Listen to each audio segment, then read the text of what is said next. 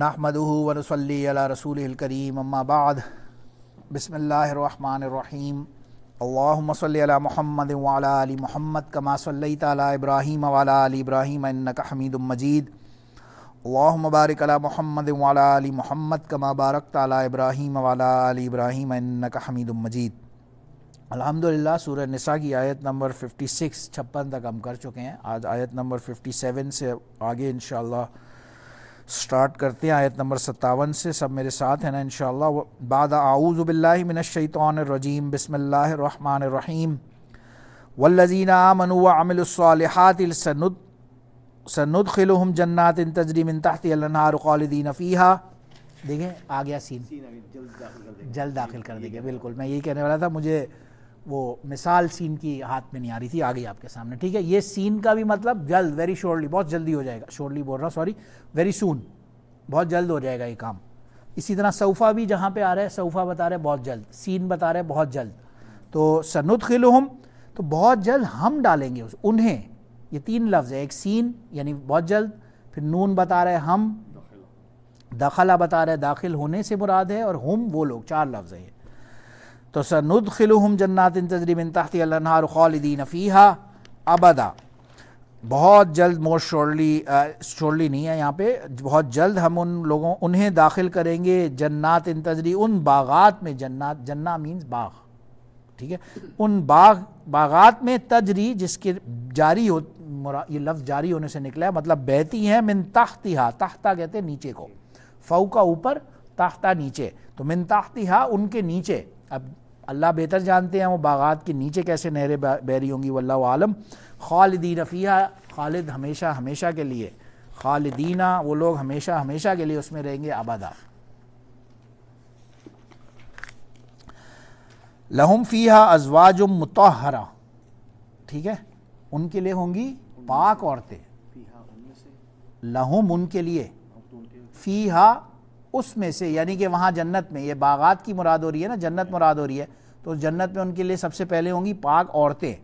ازواج کا لفظ اس بات پہ دلالت کرتا ہے یہاں پہ، ٹھیک ہے، ہم نے یہاں پہ بیسک وہ پڑھا ہوا ہے گرامر، زوج ایک بیوی یا ایک زوج، زوجان دو زوج، اور ازواج کا مطلب ہے منیمم تین، تو منیمم تین، تو انشاءاللہ آپ لوگ سارے ایک ایک کر کے ایکسپیکٹ کریں، یہاں پہ تین سے زیادہ ہوں گی انشاءاللہ۔ بہرحال تو لہم فیہا ازواج مطہرہ، دوسری کوالٹی دیکھیں، مطہرہ، مطہرہ مینز پاک، پیوریفائڈ، یعنی کہ ان کے اندر کوئی گندگی، کوئی غلاظت ہی نہیں ہوگی، نہ انہیں کوئی پیریڈز، نہ ان کا کوئی ٹوائلٹ، نہ کوئی پیشاب پخانے کا کوئی سمجھیں کہ عذر، کچھ بھی نہیں۔ پاک مینز کہ اب وہ ہمیشہ ہمیشہ کے لیے پاک ہے، ایسی عورتیں جن کے اندر کوئی گندگی نام کی کوئی کوالٹی یا صفت اللہ نے رکھی ہی نہیں ہوگی، تو پھر یہ ایسی عورتیں اللہ نے ہمارے لیے رکھی انشاءاللہ۔ وَنُدْخِلُهُمْ ظِلًّا ظَلِيلًا، ہم داخل کریں گے انہیں ایک گھنے چھاؤں میں، یعنی ظل کہتے ہیں شیڈو کو، ٹھیک ہے، ظلیلاً بہت ہی گھنا شیڈو، بہت ہی ڈیپ شیڈو جو ہوتا ہے نا، یعنی ایک بہت سخت اگر کڑکتی دھوپ اور ہلکا سا ایک بادل خالی چھوٹا سا آ رہا ہے اوپر، تو شیڈو تو وہ کریٹ کرے گا، لیکن گرمی ویسے کی ویسی رہے گی، لیکن ظل تو پورا ہو جائے گا، لیکن ذلیلاً ساتھ پہ لگایا اللہ پاک نے، اس کا مطلب یہ بتا رہے ہیں وہ ایسا گھنا شیڈو ہے کہ ٹھنڈک اس کے نیچے، بالکل کورڈ آپ کو پراپرلی اس شیڈو نے کیا ہوگا۔ ان اللہ یامرکم ان تؤدوا الامانات الی اہلہا، بے شک اللہ تعالیٰ یا امر یامر کہتے ہیں آرڈر کرنے کو، تو وہ آرڈر کرتا ہے تمہیں، تم لوگوں کو، ان تؤدوا الامانات الی اہلہا، کہ دے دو امانات کو اس کے اہل کے پاس۔ مراد یہاں پہ ہے جو بندہ سلطنت میں ہے، جو بندہ حکومت میں ہے، یا جو بندہ ڈیسیجن میکر ہے، پالیسی میکر ہے، تو وہ ہو جو اس کا اہل بھی ہو، سمجھ رہے ہیں یہ بات، یہ وہ مراد ہے یہاں پہ امانات۔ اب وہ گویا کہ اس کے ہاتھ میں اللہ کی شریعت کے قانون ہے، اس کے پاس یہ اتھارٹی ہے، تو یہ گویا کہ اللہ کی طرف سے اس کے پاس امانت ہے، تو اس امانت کو صرف اس کے اہل جو بندہ اسی کو دو، یہ مراد ہے یہاں پہ۔ کیونکہ جو یہودی تھے ان لوگوں نے یہی کیا نا، امانات کو، مراد یہاں پہ بیسک تو انہی کی وجہ سے ہو رہی ہے بات، کہ وہ لوگ اپنی جو امانت یعنی کہ کتاب ہے وہ انہوں نے نااہل لوگوں کو دے دی، پھر انہوں نے مسائل میں گڑبڑ شروع کی، ہیرا پھیری کی، جو اپنے فائدے کا کام تھا وہ رکھا، جو دوسرے کے فائدے کا نہیں تھا وہ نکال دیا، یہ تھا مطلب. تو وہ اہل نہیں تھے بیسکلی اس امانت کے جو انہیں دی گئی.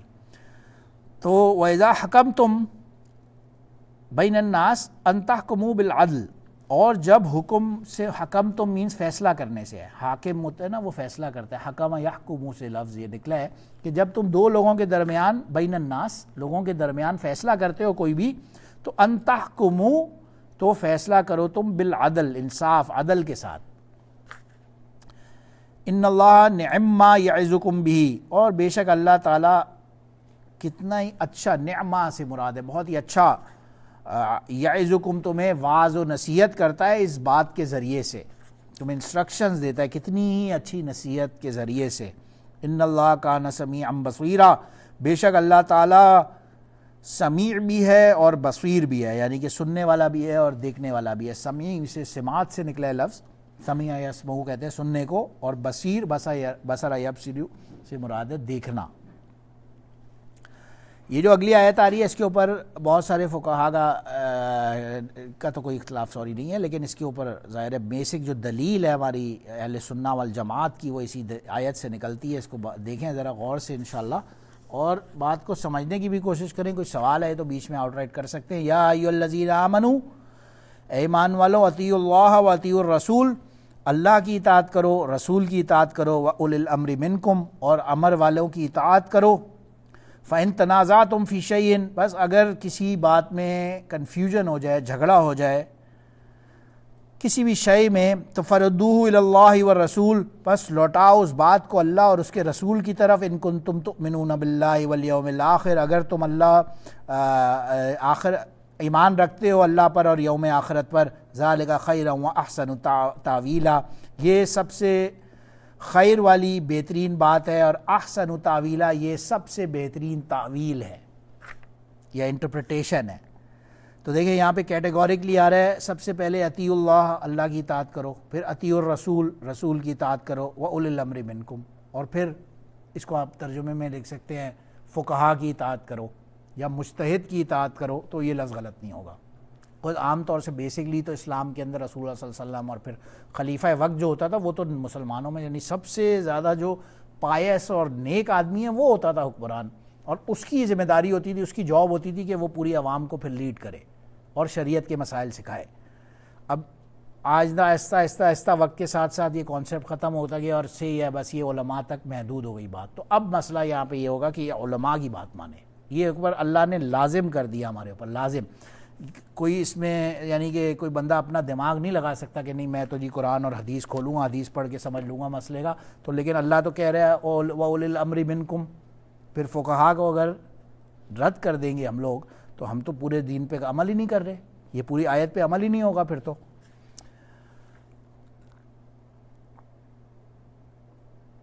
ابھی میں نماز پڑھ رہا تھا، مجھے حدیث ایک دماغ میں من صلی یرائی فقد اشرک، وہ کیا ہوا میں پڑھ رہا تھا، وہ ایک دم مجھے فیل ہوا، احساس ہوا کہ یہ میں شاید مجھ سے ایسا ہو. اینی ویز مطلب کیا ہے، من صلی یرائی فقد اشرک، جس نے نماز پڑھی اس دماغ سے کہ اسے کوئی دیکھ رہا ہے، یعنی کہ کوئی دیکھ رہا ہے نا تو بڑی اچھی نماز پڑھ رہا ہے جی، تو اس نے شرک کیا، وہ مشرک ہو گیا، وہ بندہ اسلام سے ہی خارج ہو گیا.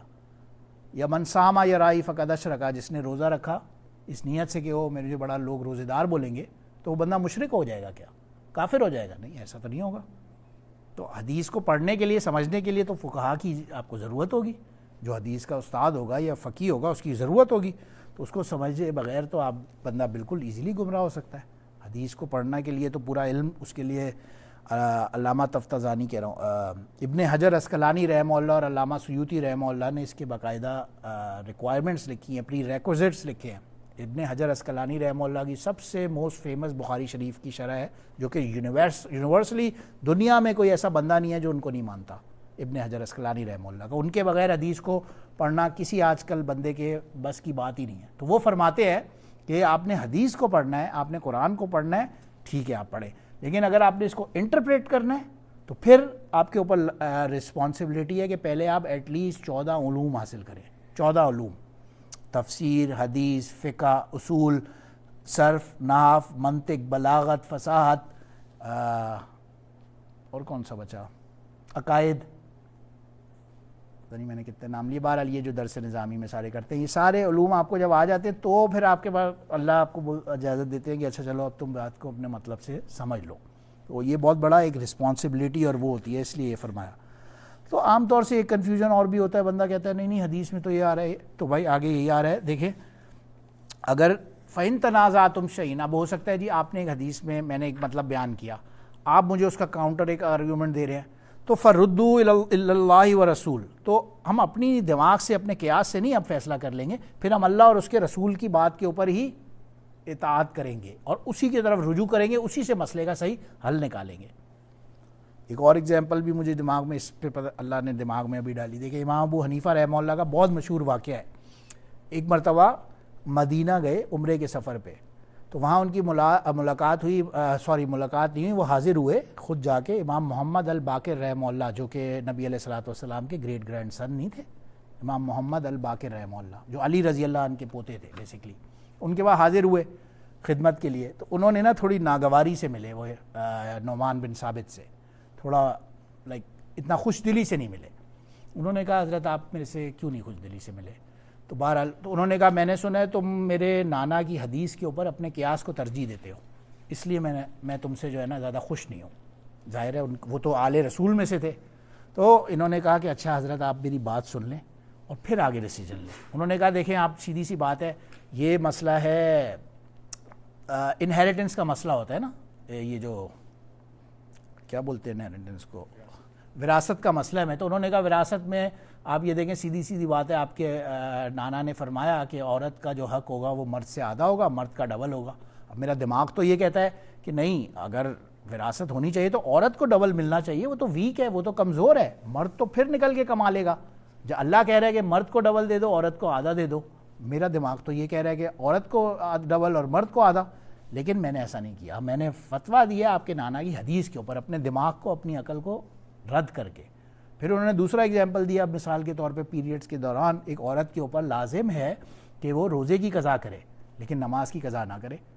پورے اگر 8-10 دن اسے حیض ہے تو نماز نہیں پڑھ رہی، جبکہ یہ روز کا معمول ہے، جبکہ سال میں ایک دفعہ رمضان جو آ رہا ہے اس میں اگر ایک بھی روزہ قضا ہو گیا تو وہ پڑھے. تو انہوں نے فرمایا میرا دماغ تو یہ کہتا ہے کہ یار جو نماز ہے یہ تو سب سے افضل ہے، روزہ تو نماز کے بعد آتا ہے.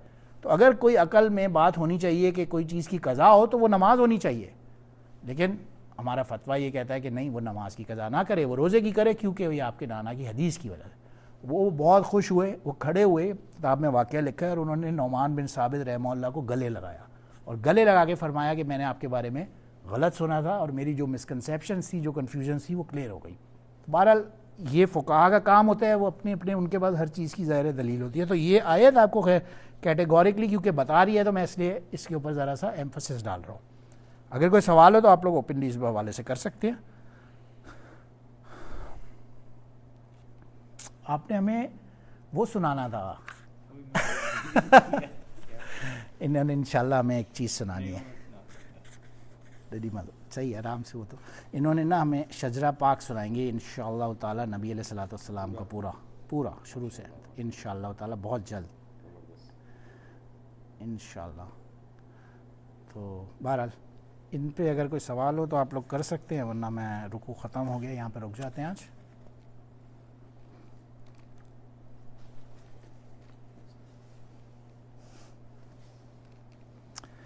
چلیں میں یہاں رکتا ہوں. وآخر دعوانا الحمدللہ رب العالمین. سبحان ربک رب العزت عما یصفون وسلام علی المرسلین والحمدللہ رب العالمین.